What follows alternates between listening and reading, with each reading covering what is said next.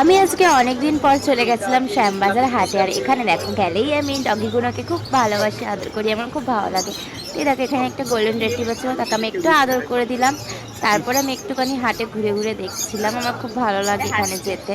আজকে অনেক দিন পর এসেছি, এই নিয়ে আজকে আমি দুবার আসলাম। আগে একবার এসেছিলাম, সেটাও তোমাদের সাথে শেয়ার করেছিলাম, আর আজকে আসলাম। আর এখানে দেখো কত সুন্দর সুন্দর ডগি।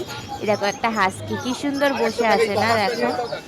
আর এই পুচকুটাকে দেখো কি সুন্দর বসে আছে, আর সবাই এসে এসে একে আদর করছে, খুব ভালো লাগছিল আমারও। তাই জন্য আমি একটুখানি আদর করে নিচ্ছিলাম।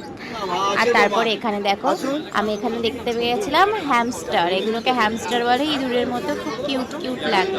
কিন্তু আমার মনে হচ্ছিল না এটা হ্যামস্টার বলে, জানি না, ওখানে বলছিল ওরা হ্যামস্টার। কারণ হ্যামস্টারের এত বড় বড় ইঁদুরের মতো লেজ, আমি কি জানি, জানি না, এগুলো কি দেখিনি। এগুলো আজকেই কি দেখলাম হামস্টারই না প্রথমবার। খরগোশ? তো হেবি কিউট লাগছিল, আর কি গন্ধও বেরোচ্ছিল। আর দেখো ওরা সব শুয়ে আছে, আর এখানে দেখো দুটো খরগোশ, ওরা দুজন শুয়ে আছে, কি সুন্দর দেখো। আর এত গরম পড়েছিল না, ওরাও হাঁপিয়ে যাচ্ছিল সবাই, তাই জন্য ওরকম করছিল। আর এখানে দেখো ওই পুচকু ভাইটা এখানে বসে বসে এই ডাকগুলো, মানে এই হাঁসগুলোকে জল খাওয়াচ্ছিল। এটা মনে হয় ওদেরই হাঁস, তো বসে বসে জল খাওয়াচ্ছিল। এত গরম পড়েছে, কি আর করা যাবে।